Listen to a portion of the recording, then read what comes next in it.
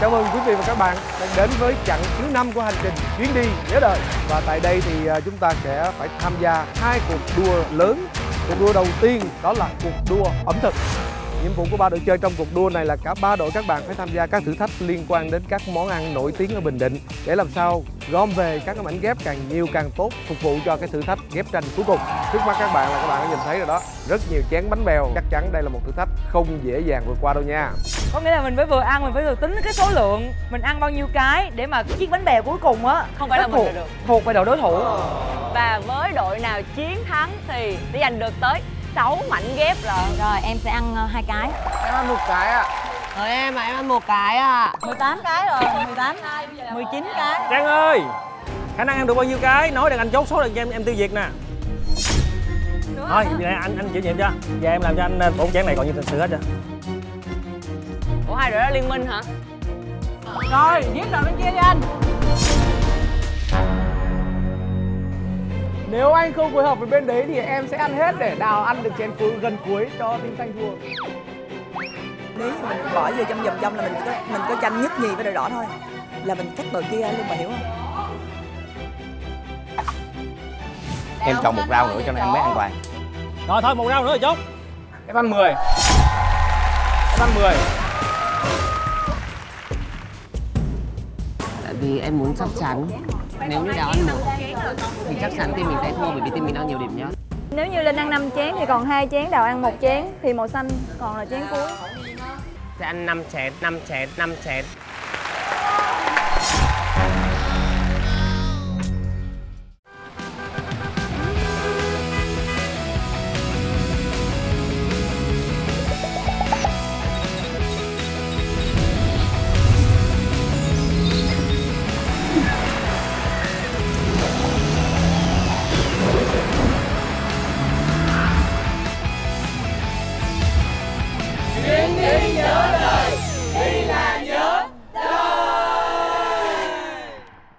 Bữa ăn nhớ đời.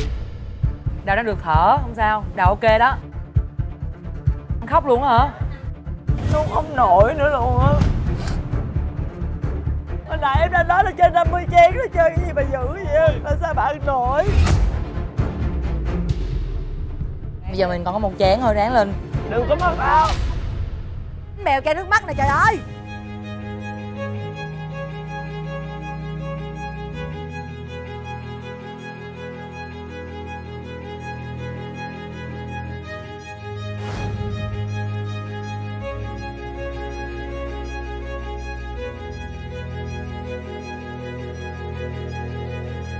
Đi khóc luôn. Đội em vì em á mà đội em phải ăn vậy đó.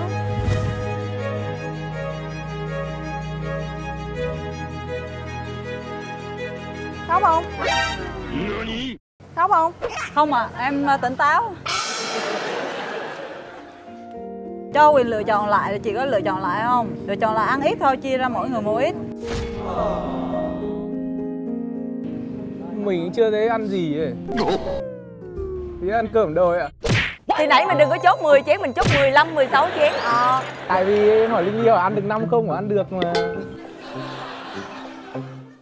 Tại vì em không biết ăn liên tiếp rồi như nào. Lúc đó nó chưa xuống tới cái bao tử. Thôi còn có 2 chén nữa thôi bà.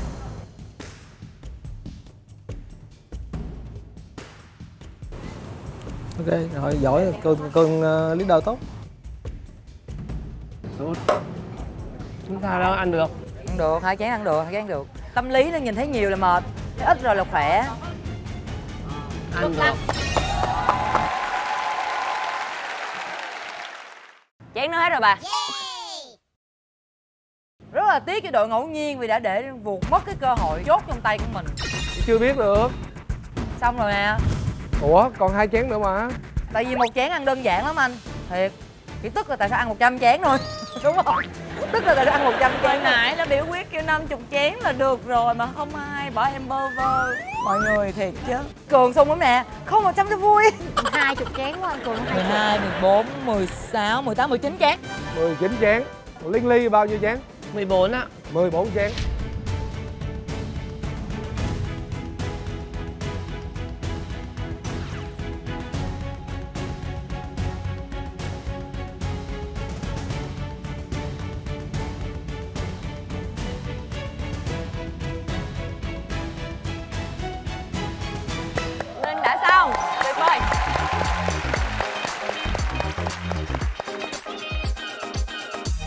Đội Yolo ăn nhiều nhất luôn. Đội Yolo là quá xuất sắc rồi. Đào ăn từ từ thôi.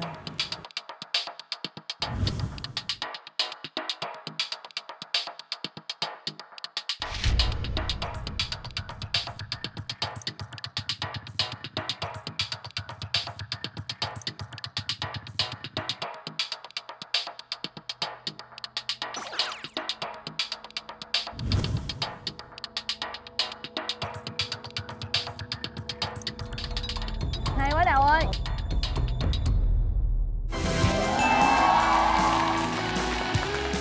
Đưa ly cho tôi. Ba.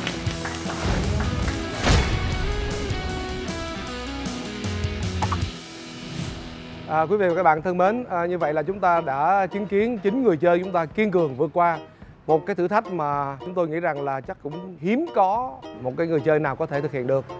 100 chén bánh bèo và 9 người chơi phải hoàn thành dứt điểm. Võ Hoàng Yến cũng đã chia sẻ từ đầu, Quỳnh Châu cũng chia sẻ từ đầu, đây là một cái game không chỉ là ăn mà nó còn là sự tính toán. Và đương nhiên là tới cái đoạn gây cấn nhất thì vẫn phải là ăn. Các đội đều có tính toán, Thanh Xuân cũng tính toán, Ngẫu Nhiên cũng tính toán, và có vẻ như là có một cái sự phối hợp, nhưng mà sau cùng thì một cái quyết định, có thể là một cái quyết định ở thời điểm cuối cùng nó chưa chính xác. Mỗi cá nhân của chúng ta ai cũng sẽ có những cái giới hạn. Trong một cái lĩnh vực nào đó mình cũng đều có giới hạn. Giới hạn của mình chưa chắc đã là giới hạn của người khác, và đây là lúc để chúng ta cố gắng chiến thắng bản thân, vượt qua những cái giới hạn mà mình chưa bao giờ nghĩ tới. Và ở giai đoạn nước rút này thì em thấy cái việc mà để lỡ mất cái cơ hội trong tay mình và cơ hội đến với tay người khác thì nó cực kỳ là kinh khủng. Như đã công bố ở ngay từ đầu lượt thử thách này, thì rất tiếc chúng ta phải chia tay đội Ngẫu Nhiên tại đây, và để bước vào phần đối kháng của hai đội còn lại, đó là đội Thanh Xuân và Yolo. Rồi thì bây giờ thì chắc là thôi mình xin phép mình mời đội Ngẫu Nhiên chúng ta ra ngồi làm quan sát viên. Dạ, lên sân khấu ngồi quan sát. 6 thành viên còn lại chúng ta ngồi xích lại gần nhau chút xíu. Và bây giờ thì chúng ta sẽ bốc số lại tiếp tục một bài toán tính toán.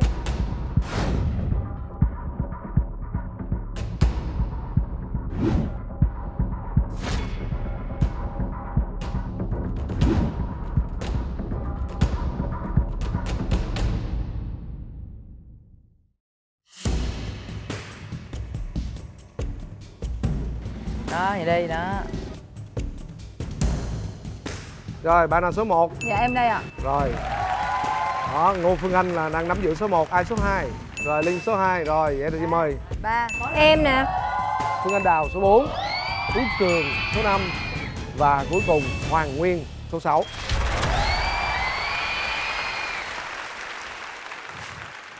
Các người chơi thân mến, bây giờ chúng ta sẽ bước vào lượt quyết định. Bây giờ nếu mà chúng ta tiếp tục với bánh bèo thì mình tin chắc là rất khó. Và bây giờ ban tổ chức muốn lắng nghe ý kiến của bạn. Ngô Phương Anh. Dạ em thấy ở đây có rau má đậu xanh á hả? Rồi, rau má đậu xanh. Nhắm uống được bao nhiêu ly ạ? Uống được 10 ly luôn. Ghê hả? 10 ly rau má đậu xanh. Rồi tiếp theo Linh Ly. Linh Ly muốn ăn gì? Nếu mà phải chọn giữa uống với ăn thì em không uống được nên em sẽ ăn. Ai vậy ta? Và em chọn món gì? Bún bò, ăn bún bò đi. Bún bò. Bánh bèo. Bánh bèo nữa hả? Dạ, cho nó nhai. Nghe là thấy sợ rồi đó. Không đi bảo cọc. Bánh bèo. Bánh bèo luôn.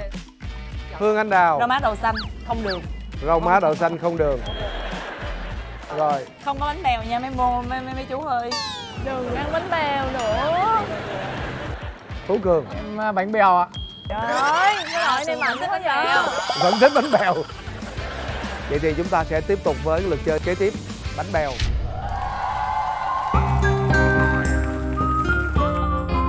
Bánh bèo. Bánh bèo. Và bao nhiêu chén? Mọi người đề xuất đi bao nhiêu chén? 70 chén.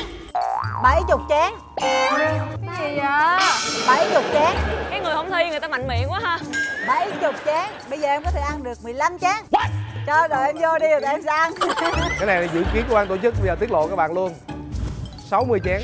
Nôi. 60 chén. Nôi. 60 chén. Nôi. Xỉu này. Rồi bây giờ các bạn được quyền trả giá.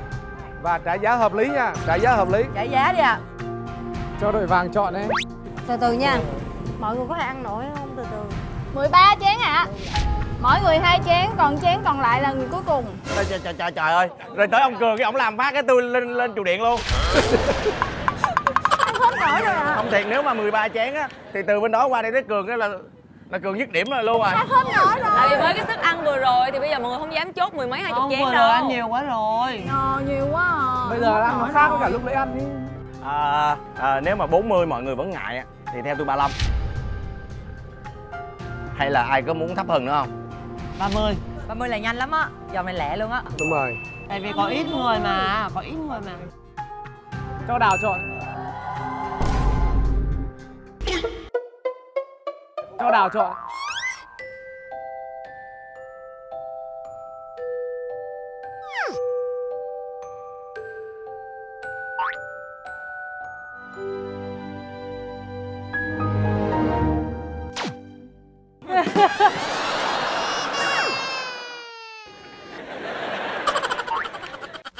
Bây giờ các bạn chốt lại con số nào các bạn em thấy là Thôi 30 đi.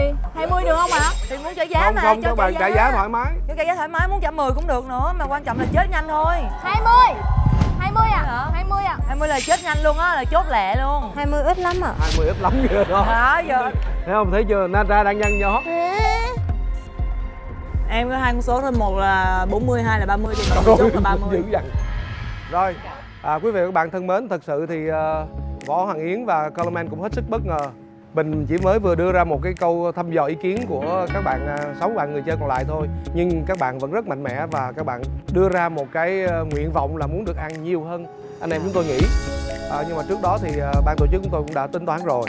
Ban tổ chức muốn là cái lượt này là một cái lượt mà nó nhẹ nhàng, về cái áp lực ăn, nhưng mà ngược lại nó áp lực tính toán tư duy nó nặng hơn. Lượt thứ hai này thì chúng tôi quyết định là 20 chén bánh bèo. 20 chén bánh bèo. 20 chén bánh bèo. Quá dễ với 6 người chơi đúng không nào? Dạ, quan trọng bây giờ các bạn phải tính toán như thế nào. Đầu xuôi thì đuôi, liệu đuôi có lọt được hay không? Và các bạn chỉ có đúng 10 giây để các bạn hội ý. Sau 10 giây là chúng tôi sẽ bắt đầu. 10 giây hội ý bắt đầu. Anh Cường, Cứ để họ ăn. Mình sẽ nhìn theo họ. em chỉ cần nói anh chốt là được nhá. Một chén đầu tiên. Cường chốt với tôi chờ tôi chốt nổi thiệt á. Đó anh Nguyên là chốt liền. Em ăn được bao nhiêu? Em nghĩ em ăn được bao nhiêu? Juni ăn 5 không? Hai của em ăn 5. Cảm giác nhưng mà em dưới Cường có quyền chốt trước. Cường lợi em, đội của Cường. Cường chốt cho mày luôn đúng không? Cho đầu nói thế để xem mọi người thế nào. Từ từ.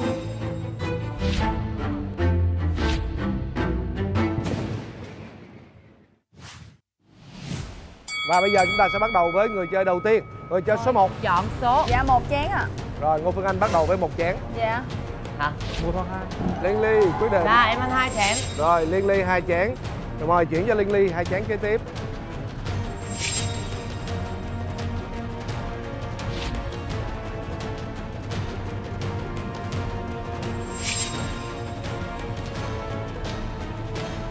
Rồi, Ngô Phương Anh hoàn thành chưa? Dạ rồi. Rồi, xong, cảm ơn Ngô Phương Anh.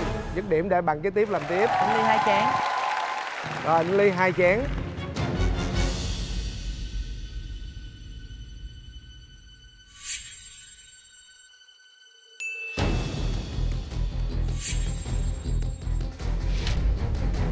Phương Anh 2 chén, bên đây 2 chén, Cường chốt, Cường không chốt vì tôi. Chứ bây giờ mới Chứ giờ đầu tôi vô là- đề ba là- mà nó thấp quá thì ở đây là mình đâu có đi qua được vòng này nữa đâu. Qua tới ông Cường là thua. Nãy tôi nhớ có nhiều người kêu 40 chén mà ta. Thà như vậy đi được nhiều vòng. Còn bây giờ có 20 là tự nhiên tới khúc này là tụi em phải quyết luôn rồi. Nãy tụi em kêu là 40 chén thì đi được nhiều vòng nó đỡ hơn. Ý là Phương Anh muốn là chị ăn 2 chén là giờ Phương Anh chốt nè. Bây giờ đội em đang lo là Phương Anh Đào chốt luôn. Kiểu gì Phương Anh Đào phải chốt, bắt buộc Phương Anh Đào phải chốt luôn. Giờ bắt buộc rồi, em không Bắt có là buộc Cường không? chốt đó. Không chốt là Cường chốt. Cường thể hiện thái độ rất rõ ràng là Cường sẽ chốt. Nếu chị là em chị chốt luôn. Chị thiệt. Chị là em chị chốt luôn đó Đào. Nếu chị là em chị chốt luôn. Chị thiệt. Nếu chị là em. Chị chốt luôn. Nhưng mà rất tiếc là chị Mà chị không phải là em. Thôi cái game này nó còn ghê hơn cái game ở chợ nữa đó. Vừa phải ăn mà vừa phải Quan trọng tính. cái khúc này là ăn tinh thần rồi em, chứ không phải ăn uống ngon miệng nữa đâu. Tính cái tinh thần của mình thôi, mình muốn thắng rồi mình làm.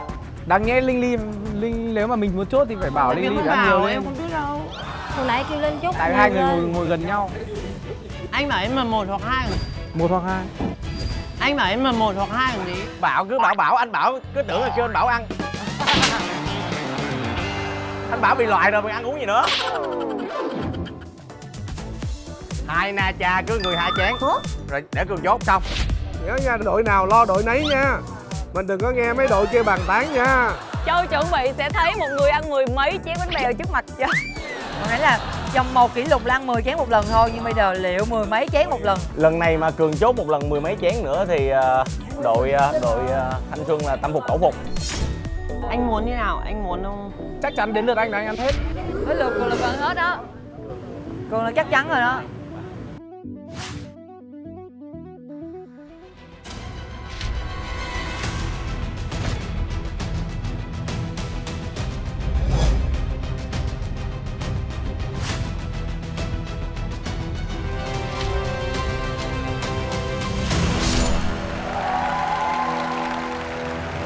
Với lượt Cường là gần hết đó. Cường là chắc chắn rồi đó. Em ăn luôn. Em ăn luôn. Em ăn luôn.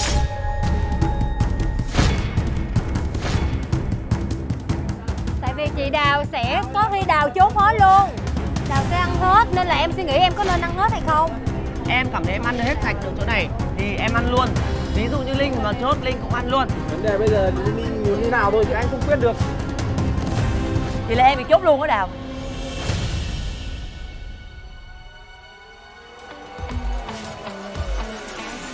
Em ăn luôn.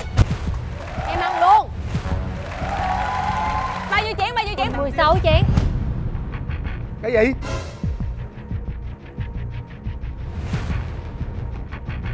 Chị có nghe lộn không vậy mọi người? 16 chén.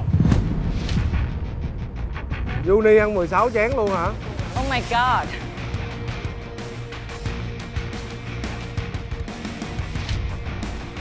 Ủa đây Juni. Rất mạnh mẽ. Ê nổi không vậy Juni ơi?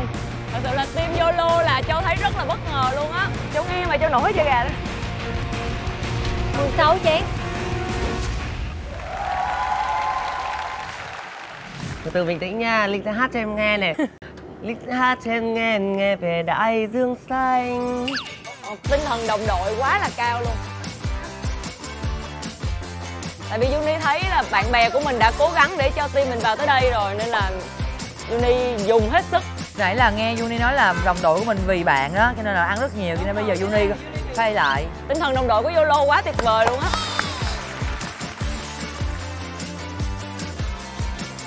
Mình cứ chậm rãi thoải mái nha, không ai bắt mình ăn nhanh nha. Chàng nước mắt luôn rồi, em nghe 16 chén bạn Ôi, sợ chốt luôn á, 16 chén luôn á. Sao cái ăn bánh chăn nước mắt rồi nào. Đừng không mà, trời. Em nổi da gà luôn nè.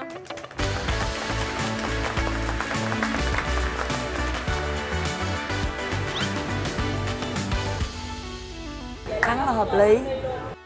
Phải vậy đó em. Đời Cường là hợp lý rồi. Đời Cường thắng hợp lý.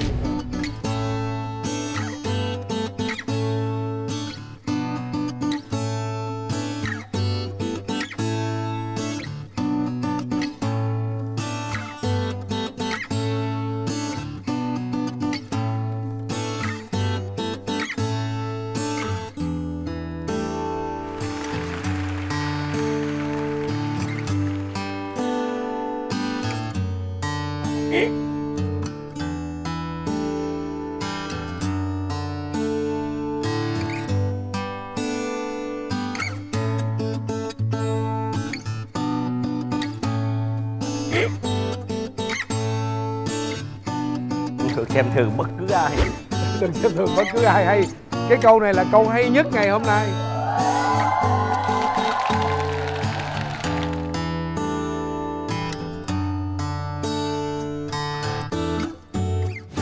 Không thể xem thường bất cứ một ai. Thật sự ngay từ vòng đầu thôi là nếu mà quý vị và các bạn theo dõi từ những vòng đầu thì mình sẽ thấy rằng là đội YOLO rất mờ nhạt.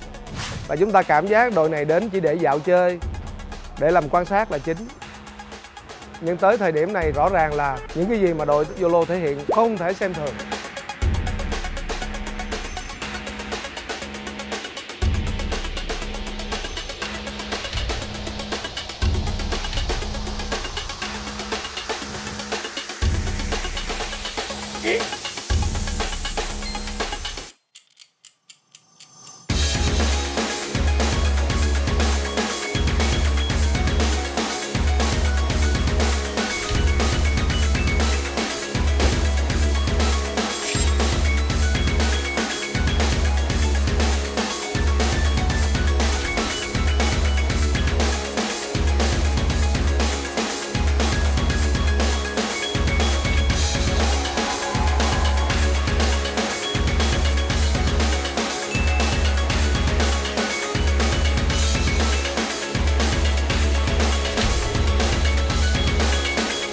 Nhồi quá, từ từ thôi, không có tính giờ đâu Jenny ơi. Thôi đừng nói với con bé nó nhức đầu. Chị kêu ly rượu nho cho uống nhá.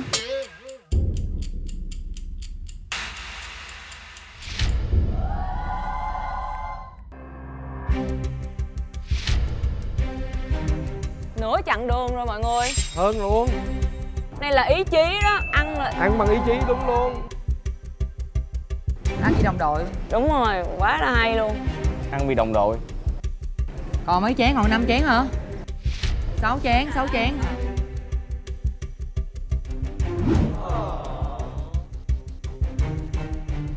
Ý chí quá to lớn. Các thành viên ai cũng quyết tâm hết.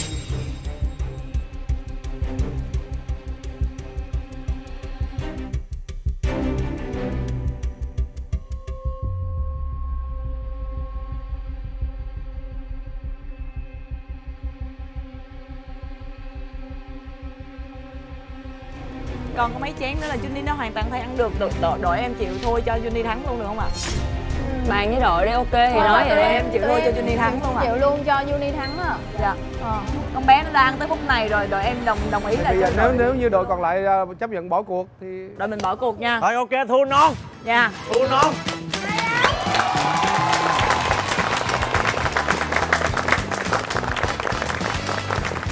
Giỏi quá đi. Hai đội còn lại rất là nể tinh thần của YOLO, là từ Cường nè, từ Linh nè và từ Uni. Cảm ơn mọi người. Đón lấy thế giới tôi đang nhìn kìa trông ra đằng xa xa, ba bốn anh đang dắt trâu ra đồng, kìa trông theo thuyền lênh đênh tôm cá tươi, ba ngư dân cười vui, kìa có em mình trung du trên núi cao, ôi má hay hồng đào, kìa sâu sâu rừng hoang vu mang nét riêng không nơi đâu sánh bằng. Ăn được không? Ở trong tôi bao la đất trời chỉ ở đây. Ăn 10. 16 chén. Những khi đất nước cờ ta chung nhịp thở nụ cười trên môi, những bước đi đầu đời cha mẹ vui vẻ, những bước đi đến trường thầy cô san sẻ, những bước đi sự nghiệp. Chúc mừng team YOLO. Chẳng thà mình thua non, chứ để bên đó hạ mình thì đâu còn ý nghĩa. Đúng rồi. Không còn ý nghĩa gì hết. Và với 16 chén bánh bèo của Uni, team YOLO thì rõ ràng là cái điều đó không ai có thể làm được. Quá là kinh khủng, ngay cả việc Hoàng Yến ngồi đây, anh Colorman ngồi đây hay là chế Nguyễn Quỳnh Châu ngồi đằng kia thì cũng phải là mắt chữ A, miệng chữ O. Và toàn bộ ekip ở đây không thể tưởng tượng là được một cô gái bé nhỏ như vậy là có thể ăn cả 16 chén bánh bèo. Và chính vì điều đó còn có gì phải bàn nữa. Chúc mừng đội YOLO, các bạn đã chiến thắng quá thuyết phục. như vậy thì chúng ta đã xác định được ở cái cuộc đua ẩm thực này, đội về nhất là đội YOLO, các bạn được 6 mảnh ghép. Đội về nhì là đội Thanh Xuân với 4 mảnh ghép. Và đội bị loại ngay từ đầu nhưng các bạn cũng được khuyến khích 2 mảnh ghép.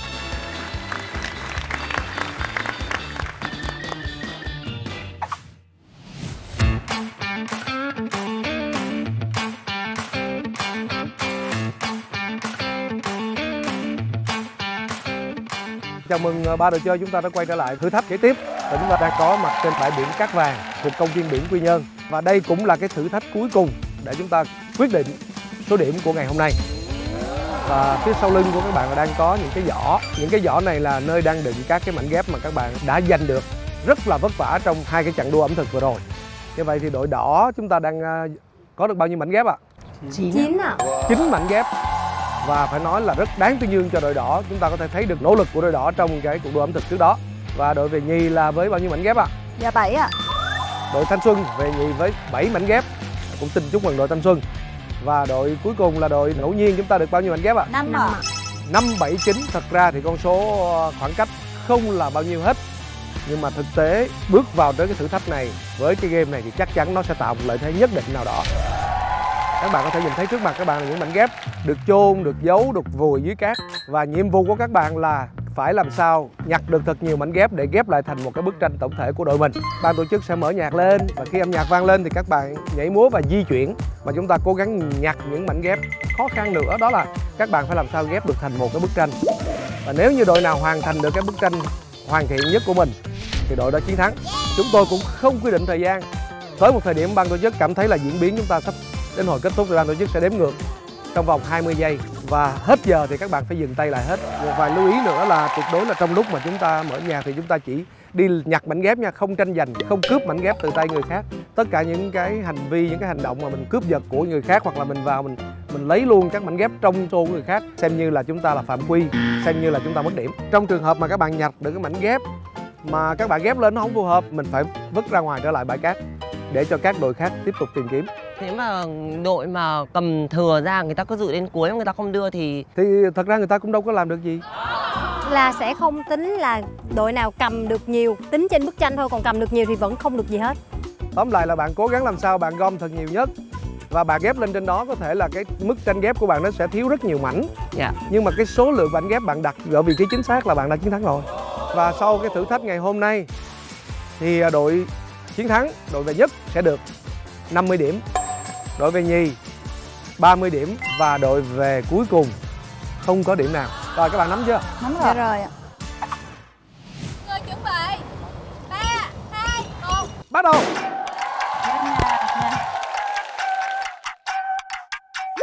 Đi đâu đó? Ủa đi vòng tròn hả? Đi đường nào cũng được mà. Di chuyển các bạn ơi, di chuyển mạnh mạnh luôn.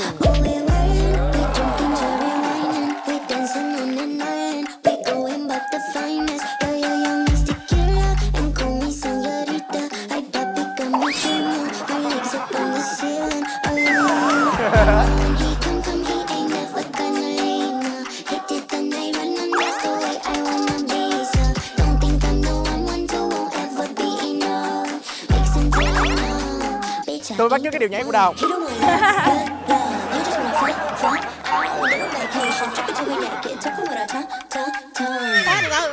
Nhịp điệu cha cha cha.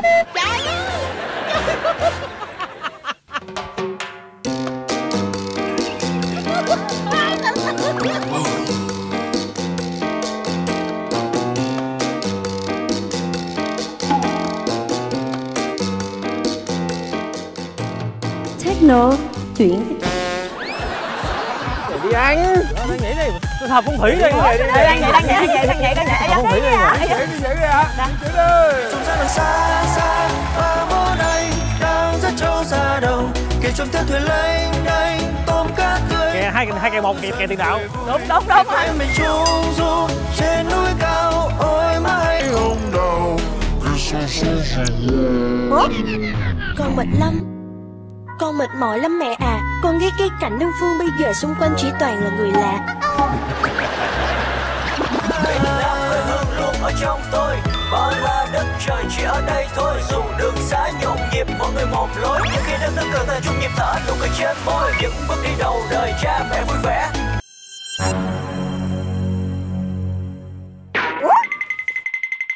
Bước đi đầu đời cha mẹ vui vẻ,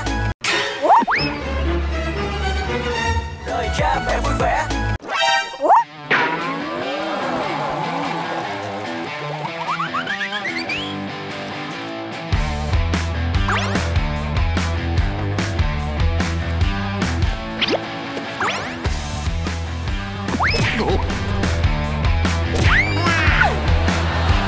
Không cướp mà.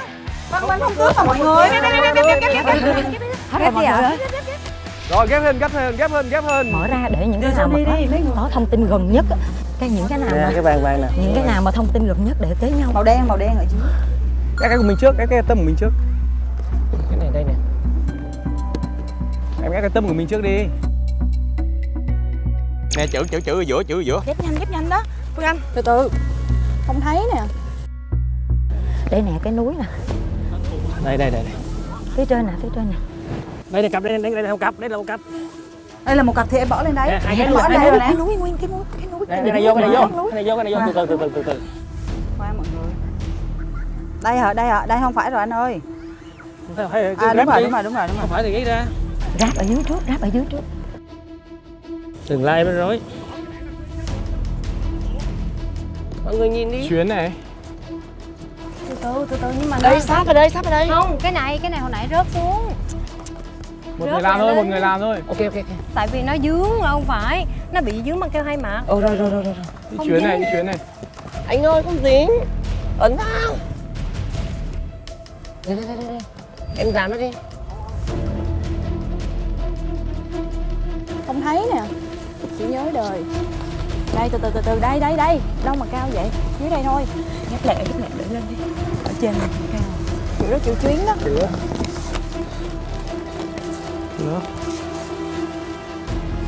Đây. Trên này.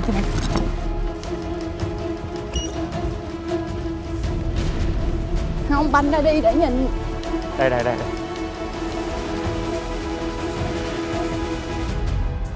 Đây, con cặp nè.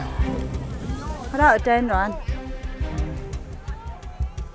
Đây, bánh xe là Nguyên, bánh xe ở dưới là Nguyên ơi. Lấy cái nào gần nhau nhất. Bình tĩnh. Đây là bánh xe nữa nè.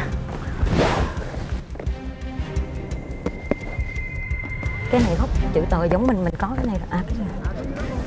Khoan nè. Giống mình có. Anh ơi đưa đây. Cát quá cho em băng keo, em băng lại luôn đi ạ. Đưa. Em mấy góc này. Không. Đúng rồi.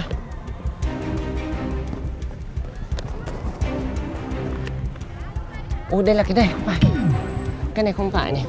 Đưa đây để tôi hồi nãy có chữ nhớ đời đó. Đây, cái này nó nằm ở góc này. Ở trên nè. Thì cứ để trên đây trước đi, nó nằm ở trên thì cứ để trên trước đi. Đây chữ nè. Đây nhớ đời rồi. Ủa em bỏ cái bảng nằm xuống em xếp được không đó? Bỏ nó tuột. Rồi cho phép các bạn hạ xuống bếp luôn nha. Hạ xuống đất xếp luôn. Nghe bạn giùm em anh ơi. Rồi cho phép các bạn hạ xuống bếp luôn nha. Hạ xuống đất xếp luôn. Hạ xuống nha.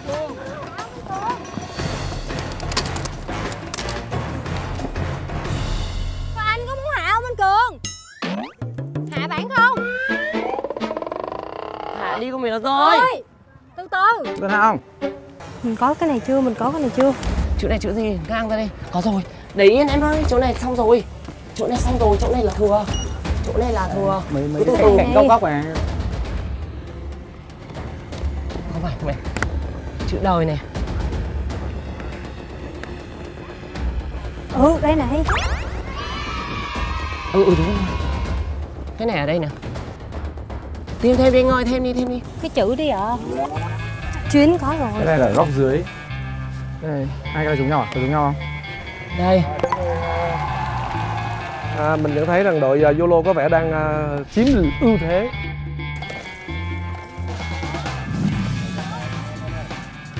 Ủa trong đây còn mà. Đây. Đây cái đó bên góc đó. Kìa, nó nè, nó là bột đó. Đây góc. Phải không? Bánh xe ở dưới. Bánh xe đây coi nó có đường vô không? Đây phải không? Không, bánh xe là ở dưới.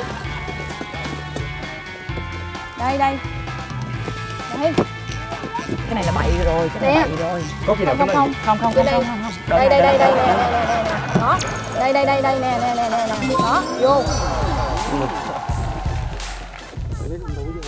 Núi. Bên đó. Màu cam, cái góc màu cam này nè. Bánh xe này. Đây có một cái góc màu nâu rồi nữa. Góc ngang nè. Hai cái đầu tiên của mình đâu, mọi người ghép luôn đi ạ. Ướm thử thôi. Đây mình để là ở trên này nè. Mình để Góc này ở trên nè. Từ Con nha. ráp ở dưới trước kia rồi bỏ lên. Đưa Trang cứ làm đi. Bây giờ là chị ráp luôn cho rồi chứ còn chi nữa. Không phải nè, cái này không phải nè. Cái này là đâu ở lên trên nè. Không, cái này với cái này giống nhau rồi. Đây mình quay hết tất cả những cái chai qua góc này đi, quay hết những cái chai qua góc trái trước đi. Rồi cho mi nè, cho mi là chữ Y nè, cho mi là chữ Y nè. Đây là trên đây, nó nằm trên này rồi. Là cái này phải nhích qua xíu nè. Đây vô nè. Quý vị các bạn thân mến, mình thấy ba đội chơi đang rất là vất vả. Những cái trò chơi các mảnh ghép với nhau không đơn giản một chút xíu nào. Nó giống như những mảnh ghép của cuộc đời chúng ta vậy. Chúng ta đều là những mảnh ghép rời rạc với nhau. Và nếu những mảnh ghép này mà chúng ta không kết nối được thì cuối cùng không có gì ý nghĩa hết.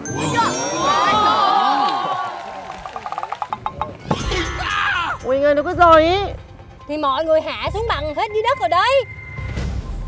Mọi người cho nằm rồi, mình cho nằm được không? Nằm đi. đi. Đừng rớt của tụi em. Đừng rớt của em. Rớt rồi. Chuyến đi của mình đâu rồi?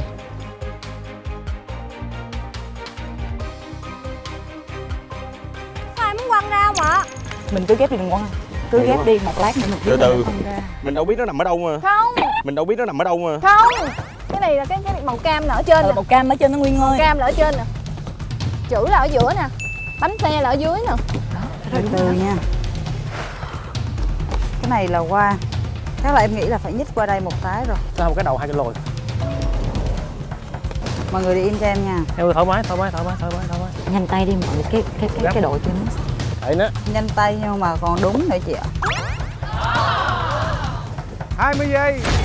Ở trên đi, ở trên. Còn 20 giây. Cái núi Cái này này mình thừa có này. rồi. Cái này thừa này anh ơi. 20. Tôi đã. Bánh xe. Vô rồi nè. 19. Cái hồi nãy mình lấy được đâu rồi? 18. Ủa cái Johnny thấy đúng rồi hả? Cái nào có rồi giống nhau loại ra. 16. Đây. Màu trắng ở đây, màu trắng ở đây. Đây. 15. Hết giờ là mình buông liền nha. Hết giờ là mình buông nha. Đây. Hai cái này giống nhau Đây này. này, phải nhớ không phải. Còn 10 giây. Đây nè. Còn 10 giây. Mấy này bên kia. 10. Đúng rồi. Đây cái góc. Không phải. 8. Đây. Chuyến đi của mình đâu? Không có. Lúc ấy mà. Lúc ấy mình có chuyến đi rồi. Chuyến nữa mà. Chuyến đấy rồi. Cái góc bên kia. 3. Không phải rồi, cái này không phải. 1. Hết giờ. Dừng tay. Hết giờ.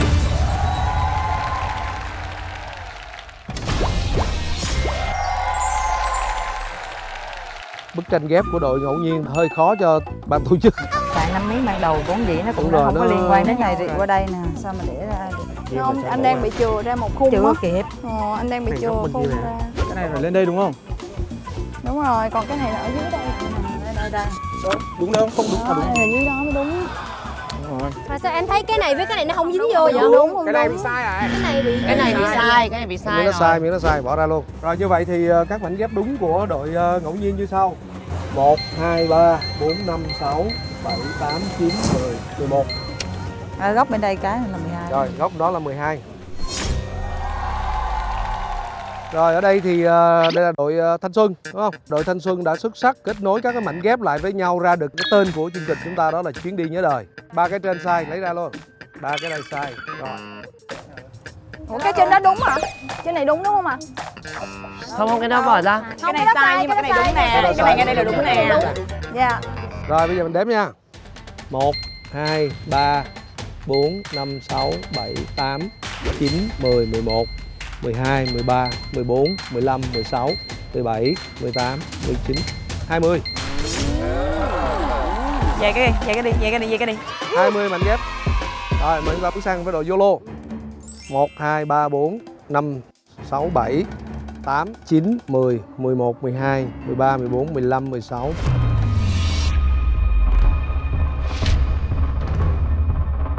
Căng quá nhỉ. 13, 14, 15, 16, 17, 18, 19, 20.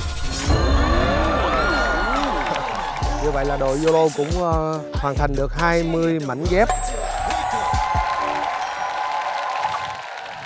Ba đội chơi thân mến, như vậy là kết thúc thử thách các mảnh ghép. Đội ngẫu nhiên với 12 mảnh ghép xem như là chúng ta về thứ 3. Thì đội YOLO và đội Thanh Xuân, bởi vì hai đội chúng ta cùng 20 mảnh ghép, để phân định xem đội nào chiến thắng ở trận đua này thì ban tổ chức có thêm một câu hỏi phụ. Nói là câu hỏi phụ nhưng mà lại là cái quyền quyết định chính. Có đúng một câu hỏi và 2 đáp án A và B. Anh đọc câu hỏi, sau đó anh đọc đáp án, anh nói hết thì đội nào giơ tay và gọi tên đội mình trước thì đội đó được quyền ưu tiên trả lời. Nếu như các bạn trả lời không thành công, xem như là đội còn lại chiến thắng. Các bạn đã nắm rõ luật chơi này ha? Dạ. Rồi, rất đơn giản. Chúng ta đang đứng trên một cái bãi biển rất là đẹp, bãi biển trung tâm thành phố Quy Nhơn. Và cái công viên tại đây có tên là gì? A. Công viên Thanh Thiếu Niên Quy Nhơn. B. Công viên Thiếu Nhi Quy Nhơn. Hết. Solo. Hết. Solo. Rồi, xin mời đội Yolo. B. B là đáp án.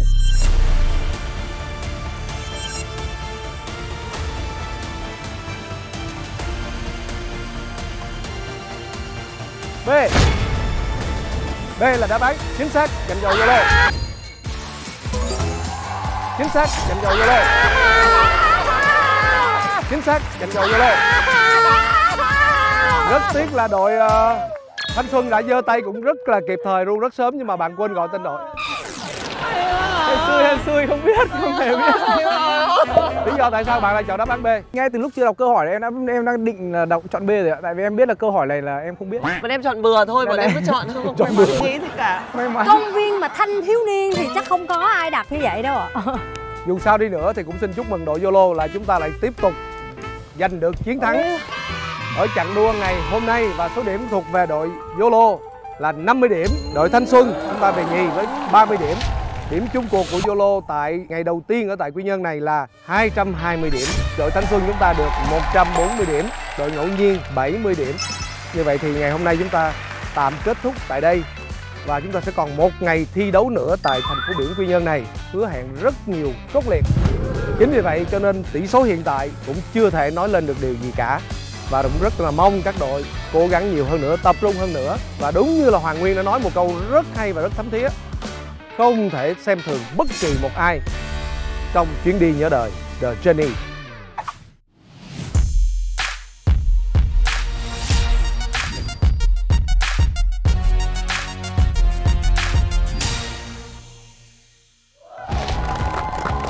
Chào mừng quý vị khán giả cùng với 3 đội chơi chúng ta bước vào ngày thứ 2 của chặng đua thứ 5 của hành trình chuyến đi nhớ đời.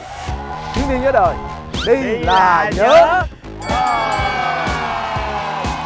Những gì diễn biến của ngày hôm qua thì mình tin chắc là những cái khoảnh khắc mà nó gây cảm xúc rất mạnh trong lòng khán giả cũng như trong tất cả các thành viên các đội chơi. Cho tới giờ phút này thì đã 5 chặng trôi qua rồi, sắp sửa kết thúc chặng thứ 5 rồi, nhưng mà vẫn chưa có thử thách nào có thể làm khó được 9 thành viên của chuyến đi nhớ đời, và cũng chưa thể xác định đội nào là đội mạnh nhất. Nếu như quý vị và các bạn vẫn còn nhớ là kết thúc chặng thứ 2 tại Phan Rang thì đội Yolo vẫn chưa có điểm nào. Ấy vậy mà tới tại thời điểm này thì đội Yolo đang dẫn đầu. Sở dĩ Valorant muốn nhắc lại bởi vì ngày hôm nay sẽ diễn ra một cuộc đua rất khốc liệt. Chúng ta sẽ có 3 thử thách tất cả. Cả 3 thử thách này chúng ta sẽ nhận điểm từ các đội đối phương của mình. Chặng này tiếp tục diễn ra cuộc đua cướp điểm. Đó, chúng tôi đã thấy là đội Ngẫu Nhiên vỗ tay rất mạnh. Đây là cơ hội cho những cái đội mà chúng ta đang thấp điểm, chúng ta cân bằng lại cục diện. Đương nhiên là đội nào đang dẫn đầu thì chắc chắn đội đó là cái đội sẽ lo lắng nhất. Và đây là cuộc đua cướp điểm cuối cùng trong 6 chặng. Có nghĩa là ngày hôm nay là cơ hội cuối cùng để các bạn có thể lật ngược tình thế. Cá chép hóa rồng là nằm ở game này. Cố lên anh ơi, cố lên đội trai. Trường nó chưa chắc kìa. Mọi người cứ làm như mọi người thắng được ấy. Cá chép có thể hóa rồng ngay trong cái game này, và cá chép cũng có thể trở thành cá chép chiên xù. Thôi thì bây giờ mình hỏi cho vui thôi nhé. Nếu đội Ngẫu Nhiên chiến thắng mình sẽ cướp điểm của ai? Dạ, có nghĩa là mình sẽ là 50-50. Nguy hiểm quá. Tại vì ai cũng là mục tiêu mình hết. Thắng nước đã anh ạ. Thắng nước đã, biết có thắng hay không? Không thắng lấy gì cướp. Và điều gì sẽ xảy ra nếu như Ngẫu Nhiên mà không thắng ở thử thách này và tiếp tục bị cướp điểm nữa? Chiên xù cho anh. Không còn đường lui. Không còn đường lui. Thế là đội Thanh Xuân các bạn nghĩ sao? Dạ chúng em nghĩ là đang tìm cái cách nào để đi qua được cái thử thách này. Dạ đúng rồi. Và làm sao để giữ được tinh thần thi cho đến cuối ngày, rồi sau đó chúng em sẽ quyết định cộng trừ nhân chia. Quyết định xử người nào đúng không? Và dù có ra sao cũng chẳng sao. Dù có ra sao cũng chẳng sao. Chúng ta chỉ còn hơn một chặng nữa thôi là chúng ta sẽ kết thúc chuyến đi nhớ đời. Càng về sau thì cuộc đua nó càng khốc liệt. Chỉ cần một quyết định sai lầm, ví dụ trong ngày hôm nay bạn chọn cướp điểm của đội nào, các bạn phải cân nhắc thật kỹ. Chỉ một quyết định sai lầm thôi thì nó sẽ dẫn đến kết quả khó lường.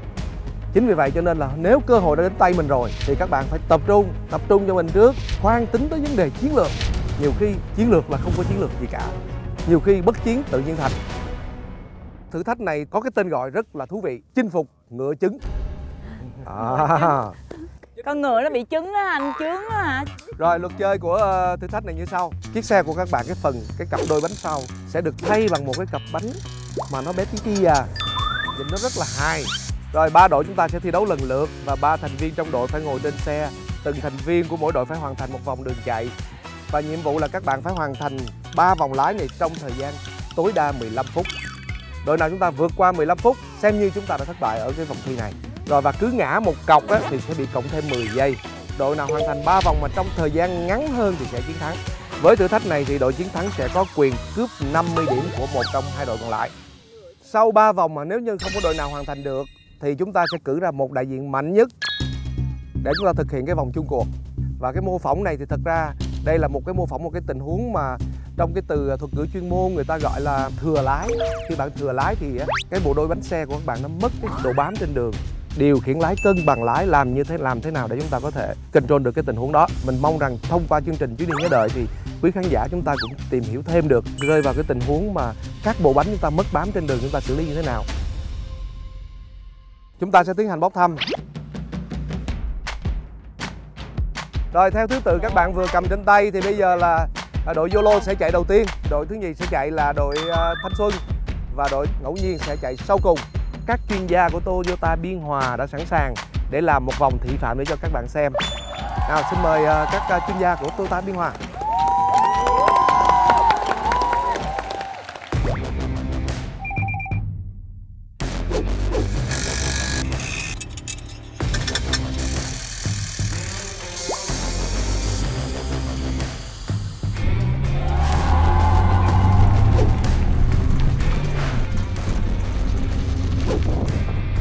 Cái tay lái sẽ đánh cùng chiều với cái đuôi xe.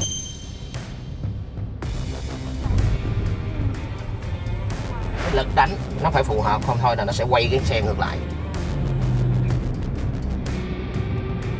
Làm sao mà mình phải cân bằng giữa tốc độ với tay lái đánh lái.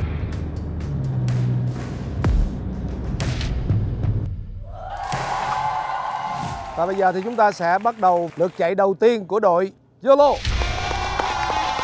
3, 2, 1, xuất phát. Đội YOLO đã cử ra Linh Ly là lượt chạy đầu tiên. Ôi bạn đánh lái. Trả lại luôn, từ từ trả lại luôn để cho xe thẳng. Rồi ga lên, ga nhẹ thôi. Hai người thấy cái tốc độ của Linh Ly đang giữ khá tốt á. Làm thế nào mà cả 3 thành viên có thể hoàn thành trong vòng 15 phút? Phải, nhưng nó cứ đang đi thẳng.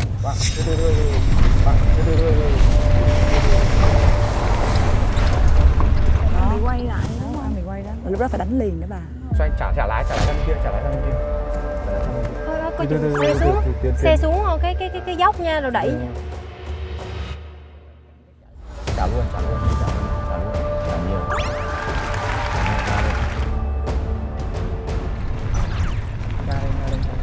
Nhưng đoạn cua khi mà mình bị đang trong cái đạp quay thì đừng có ga nhiều. Rồi đang đi thẳng ga lên một tí rồi. Nhưng mà Linh chạy tốt quá chứ. Có vẻ như Linh Ly thấy vậy mà không đơn giản đúng không? Ôi ơi bạn đang tăng tốc kìa, mình thấy rất rõ bạn đang tăng tốc ở phía bên kia. Khi mình đi nhanh thì đừng có đánh lái, mình để mình cảm nhận cái độ trượt của cái xe. Rồi đã được hơn nửa đường rồi. Rồi đoạn này đừng ga nhiều, ga nhẹ. Ta cảm nhận. Oh wow. Tiến vào đi. Quay hết lái tiến lên. Đây là đang mô phỏng lại cái tình huống dư lái, cái tình trạng hai bánh xe phía sau nó bị mất bám trên đường. Và để xử lý cái tình huống này thì buộc người cầm lái phải rất là khéo léo, kiểm soát được tốc độ này và cái kỹ năng điều khiển vô lăng rất là linh hoạt. Rồi được rồi.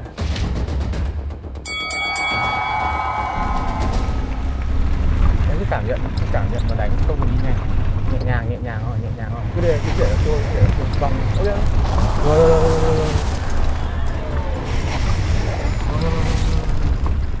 Không kịp nổi đâu. Ôi. Rồi chỗ này nó có bùn đẩy, dừng. Chịu người đã. Ga lên về xuống, ga lên. Nhẹ nhàng, rồi trả lái rồi, nhẹ thôi, chỗ này nhẹ thôi, chậm. 4 phút 07 giây. Thôi đừng ga nhiều em ạ, đừng ga nhiều. Nhưng ga nhẹ thôi, cả Juni thì nó thế. Đừng khi mà nó đang thấy che chậm ấy thì cứ ga đều ấy để mình cảm nhận được cái độ tốc của nó đã, tại vì mình điều khiển bằng bánh sau. Lùi đi. Đâu có chiến thắng nào đơn giản đâu. Thế là hết sự rồi. Tập trung vào việc của mình đi. Dạ. Không phải lo hết giờ. Quay. Ta lên một tí thôi. Đi, bây giờ mình đi thẳng. Bao nhiêu phút rồi em? Ra 7 phút rồi. Tức là mình cứ luôn giữ cái thế cân bằng ấy, chứ đừng bao giờ để xoay quá. Chợt khỏi đường ra là cũng mệt. Thấy mà nó vừa trôi khỏi đường là thắng lại liền. Chỗ này cũng thế, nhẹ nhàng chậm lại. Chậm lại. Chậm ơi. Sang. Chậm lại. Chết rồi.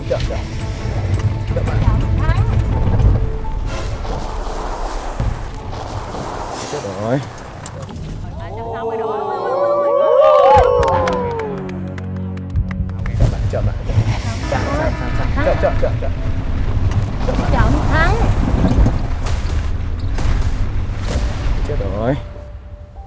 Chợt khỏi đường ra là cũng mệt. Em ga lên. Ga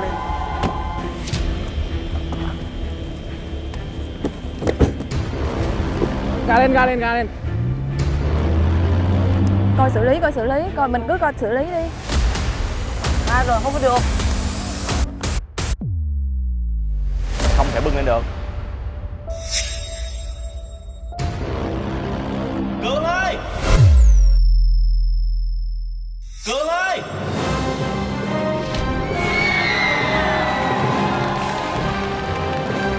Rồi chuẩn bị nha. 2, 3. Rồi chuẩn bị nha. 2, 3.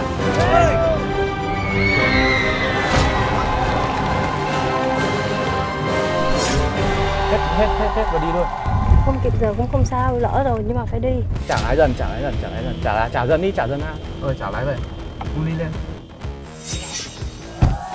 Hay lắm Ly ơi. Trả luôn nơi này rồi, thẳng rồi, đi đi. Ga lên. Ga lên. Trả nhẹ nhàng, cứ trả nhẹ nhàng. Đừng cuống quá. Em cứ đi đi, em đừng đánh lái nhanh quá, em hiểu không? Bạn nào còn tin em sẽ tôi bỏ hết vào để sau. Xong này ga lên, cứ ga lên. Cứ bình tĩnh. Đừng đánh lái quá nhiều, hiểu không? Từ từ thôi nhá, trả lái nhá. Chỗ này cứ ga nhẹ đều, cứ bám nó. Trả lái. Cẩn thận nó trượt vào trong. Rồi, xoay hết. Đây 15 phút. Cái này 15 phút sao làm được to. Đây là lúc cơ hội để mình lên chiến thuật nè. Ba người mình. Bây giờ mình phải tính đến cái khả năng nếu cả ba đứa mình đều không làm được. Bà nghĩ là bà lái được không? Để chị thi vào vòng sau. Không, tôi không thi vòng sau đâu, vòng sau để Nguyên thi. Đó, nếu như mà bây giờ bà không lái được, một lát nữa nếu như tôi canh tôi lái được trong vòng 5 phút 7 phút thì sẽ tới lượt bà. Còn nếu như mà tôi chỉ lái mà bị tới 10 phút luôn á thì để cho Nguyên lái. Đừng đánh nhỏ nhiều, đừng ga nhiều. Cẩn thận. Em đâu có ga em đạp thắng đó. Cẩn thận. Em đâu có ga em đạp thắng đó. Trời ơi, mới 2 người thôi mà đã 17 phút. Chưa được, mới có vòng rưỡi.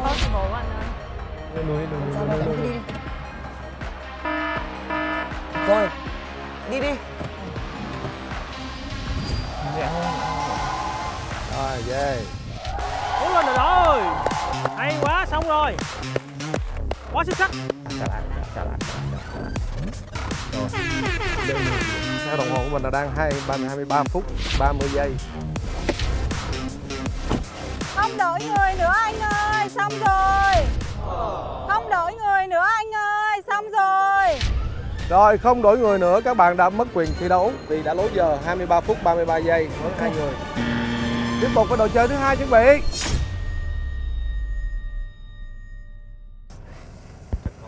Hồi hộp quá. Yeah đâu? Yeah. Cố lên. Yeah. 3, 2, 1, xuất phát. Từ từ bình tĩnh, thấy chưa? Chưa nói được gì đâu. Này thoải mái, bình tĩnh. Đó, vừa thấy nó sàn qua là mình sàn lại liền. Đó, nè, vừa đánh qua đây nè, nó sàn qua là sàn lại nè. Tôi đi giống kiểu giống như là tôi đi bằng cái đít gì đó. Nó bị mất lái, đang bị quăng quá đó. 2 vòng bên này, 2 vòng bên này, xong 1 vòng bên này, em đi về đây ít nhất phải mất khoảng 8 phút. Mấy rồi bà? 5 phút. 5 phút rồi hả? Kể cả một lượt mà hơn 15 phút thì 2 người còn lại cũng bất lượt luôn. Rồi đi ra luôn đúng không? Chưa có lỗi nào nhiều đó, chưa có lỗi nhiều mà vẫn không đủ. Mấy phút rồi bà? 7. 7. Vậy là tới Nguyên luôn phải không? Không, để tôi. Ngồi. Có gì nếu không được thì Nguyên còn lái cái cuối. Đâu. Nhưng mà cũng phải để cho tôi lái chứ. Biết là bà lái nhưng mà là bà có thi vô vòng sau không? Không, để cho Nguyên thi nhưng mà cũng phải để cho tôi lái chứ. Rồi, chúng tôi vẫn thấy là 7 phút. Chưa đâu. Quang trên đồng này ít nhất là 8 phút. Bây giờ là mới có 6 phút, 7 phút thôi mà. 7 phút không? 7 phút là 50% lòng đường rồi. 7 phút là 50 rồi. Bây giờ là tôi nói thật nha, theo tôi là thấy mình nên ưu tiên cho Nguyên. Để Nguyên tập cho vòng sau. Đúng. Thấy chưa? 37 phút. Đó thấy không? Cái này khó nè. Chắc gì bên anh chị đội xanh làm được. Rồi cái tôi không được lái luôn. Nhưng mà nãy mình mới vừa nói là mình sẽ ưu tiên cho người vô vòng trong á bà. Bây giờ bà vô vòng trong thì để cho bà lái luôn. Ok. Không, tôi không vô vòng trong nhưng mà để Nguyên vô vòng trong thì ok, giờ Nguyên cứ lái đi. Hồi nãy là nói là 10 phút. Nãy tôi nói là dưới 50 phút. Tập trung lái. Nguyên lên đi em. Lên đi không? Bạn muốn chạy không? Thôi lên đi. Tại cái cách tính của Đào á là ưu tiên trên. Biết. Chắc là mình thua nè. Rồi lên và đi. Đào lên để đi. cho tôi chạy để quen xe. Lên đi. Nhưng mà có nghĩa là nhìn chắc chắn biết là mình sẽ không đủ 15 phút rồi. Nhưng mà tôi cũng muốn được trải nghiệm đó mà. Trải nghiệm thì một lát nữa tôi sẽ xin mọi người cho bà chạy bà đi ta. Đào giỏi quá Đào ơi. Rồi mất 1 phút để đổi xe. Phạm Hoàng Nguyên là người chạy thứ 2.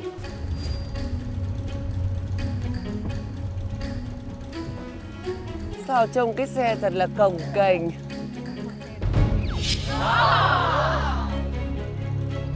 Chút xíu là cái 10 giây làm rồi. một cái cọc mất 10 giây rồi. Rồi đội ngẫu nhiên chuẩn bị. Là anh không có tới người thứ 3 luôn hả anh? Dạ. Anh Nguyên có thể là hoàn thành nhưng không đến lượt Phương Anh. 15 phút là phải ngừng. Còn nếu 14 phút thì các bạn vẫn được chạy tiếp. Như nãy Cường không được lái là mình đang có ưu thế hơn Cường không được lái rồi nè. Nguyên đi nhanh đấy. 11 phút rồi. Nãy giờ Nguyên mới có 4 phút thôi, bình tĩnh. Mỹ tôi nói là hai người lái là đã hết giờ rồi, 15 phút là không kịp nổi. Liệu Nguyên có về trước 15 phút không để có thêm một cơ hội cho đồng đội của mình được trải nghiệm? Chỉ cần không được sai phạm mình là đủ giờ. Đủ giờ là mình đủ 2 người thôi đó. Chứ không thể là đủ 3 nãy giờ Nguyên không hề sai phạm nè, nhưng mà đến đây là đã 5 phút rồi. Không thể nào kịp. 5 phút rồi. Đơn giản là đúng kế hoạch của tụi mình thôi. Mình lái là để lái cho cái bạn vô chung kết. Lái cho cái bạn này vô chung kết. Là Nguyên lái đó, là Nguyên cứ lái đi. 14 phút, 45, 47, 48, 49, 52, 53. Mình chưa hết giờ mà. Rồi, nhảy xuống em, nhảy xuống. Nhảy xuống, đi lên đi, Phương Anh lên đi. Rồi, hết giờ. 15 phút 20 giây. 15 phút 20 giây. Bạn đã hết giờ và chúng ta sẽ không có lượt chạy thứ 3. Em 1, anh 2, Nguyên thứ 3. Ok. Người nào the best để vô chung kết nha. Đó, xe là của em đấy. Em thắng anh đi để em vô chung kết. 3, 2, 1, xuất phát. Xuất phát. Ôi, cái kìa. Dùng tốc đất đạp mà trượt ngay đoạn này luôn. Trượt luôn, biết ngay mà.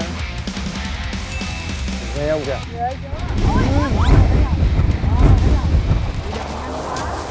Trượt luôn, biết ngay mà. Kích nhanh mà. Fast and Furious mà.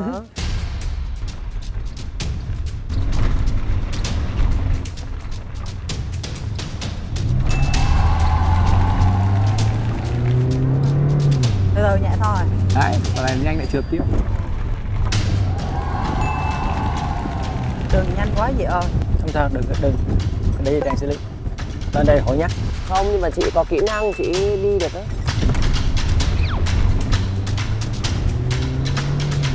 Giỏi. Giỏi.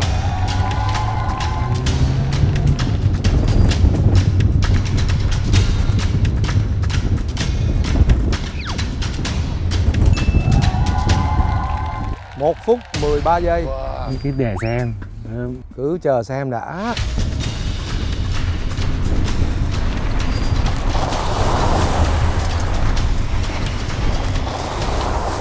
Đã quá, bốc quá. Đi lại ngược lại luôn.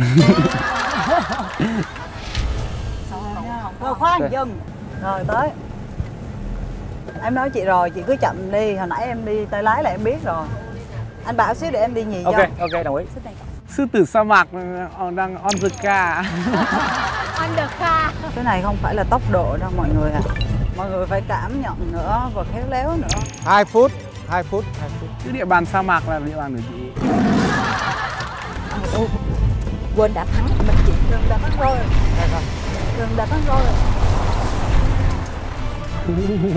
Đừng có đọc Bây giờ nhiệm vụ của Trang á là chạy chậm cho an toàn về cho Nguyên chạy vòng 2. Cái vòng đầu là mình không mình bỏ rồi đó. Nhiều khả năng là được chơi 3 người ấy. 3 phút đã trôi qua.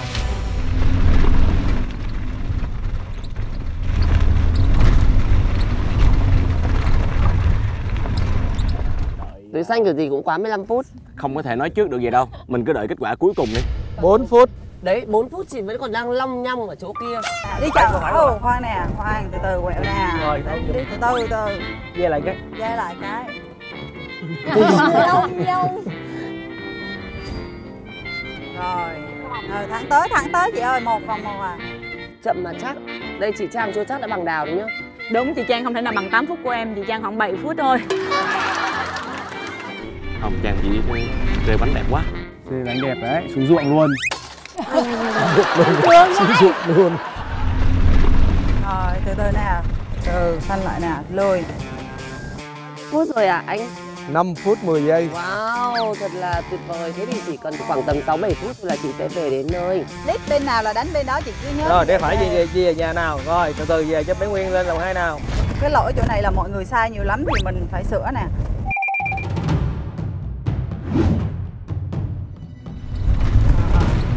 Rồi, từ từ nè. Từ từ nè. Từ từ.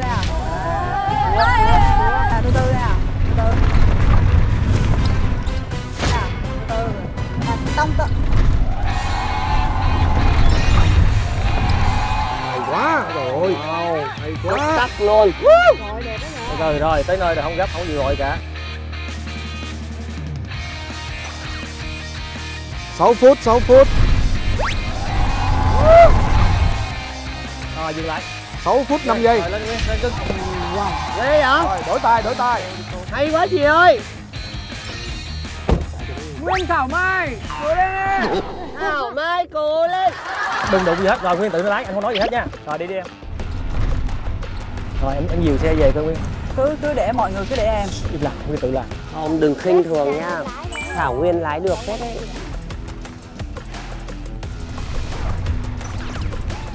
Ổn quá trời kìa. Nay là ngày của Nguyên. Đừng nói gì hết, đừng nói. Đó, rồi chưa thấy mình đi thôi. Giỏi lắm Nguyên. Rồi mình đi quẹo qua này. Thẳng trước với mặt em, để trái. Đó, lên. Gấp nhấp ga nhẹ, đừng đạp mạnh nha. 8 phút 15 giây. Rất là tốt cái thời điểm này. Ôi, Nguyên tốt quá. Đội xanh có cơ hội được 3 người trải nghiệm rồi.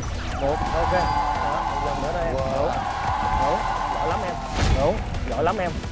Đội này nó sẽ muốn ăn luôn. Hiểu không? Đúng rồi, đội này là muốn ăn luôn. Đúng. Nhưng mà thắng làm sao được? Mình nghĩ thế, họ không nghĩ thế. Một vòng nữa đi Nguyên. Cái khó nhất là đã qua rồi. Nói chứ không thể kịp được đâu. Không, em nghĩ em sẽ chiến thắng cái này. Đúng. Ok, đúng. Mình nghĩ mình làm được thì mình sẽ làm được thôi. Nguyên chạy nãy giờ rất tốt luôn. Không có một cái lỗi nào đáng ghê hết. Mấy phút rồi anh? 11 phút 30 giây. Anh đỡ một cái. Wow. Ok. Mọi người đừng nói vậy. Ồ, Mai không Nguyên chạy nhanh dữ vậy trời. Bên đó là chiến thuật là tốc độ, xong rồi đánh lái thôi, chứ không có chạy rề. Lùi, đang vào ghe, Wow,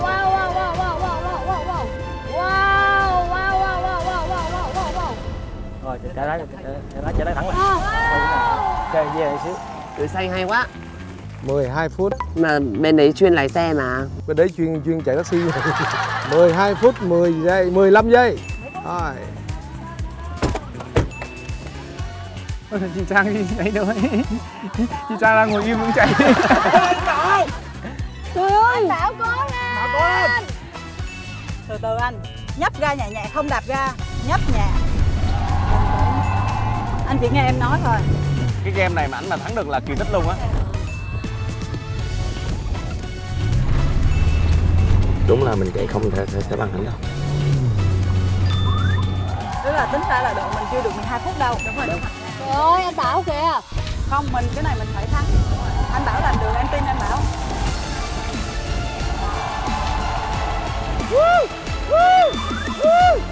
Ui sao anh Bảo lái hay vậy trời. Cả đội luôn. Nhờ, cả đội xuất sắc thật đấy. Cái đít xe là được.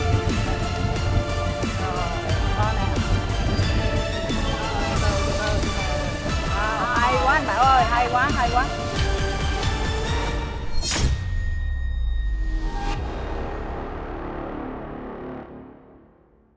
Ngày hôm nay lại tiếp tục diễn ra một cuộc đua cướp điểm. Cái chép hóa rồng là nằm ở game này. Không có đường lui. Đây có thể là một cái lựa chọn sai lầm. Đẹp quá. Nhà lấy điểm nào. Giết đi. Mọi người cứ làm như mọi người thắng được ấy. 30 chưa phải là Tết. Nó có thể mở bung được, chỉ cần nó hở miệng là thông. Đau. Chúng ta sẽ cướp điểm của đội nào? Thanh Xuân. Đội ngẫu nhiên à? Ngẫu nhiên. Chị ơi, nhưng mà bây giờ chị nói có giải quyết được không? Bất lực, cảm giác bất lực.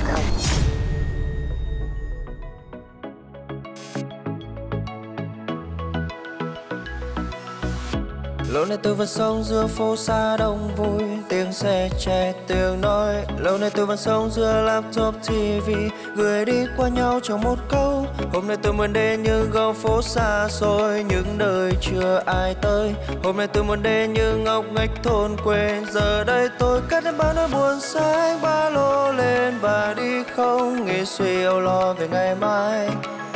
Bon trên những chuyến xe, cất đi bao nỗi buồn phá không gian giam cầm ta trong những ưu tư mỗi ngày. Đón lấy thế giới tôi đang nhìn kia trông ra đằng xa xa. Ba món anh đang dắt trâu ra đồng, kia trong theo thuyền lênh đênh tôm cá tươi. Ba ngư dân cười vui, kia có em mình trung du trên núi cao. Ôi má hay hồng đào, kia sâu sâu rừng hoang vu.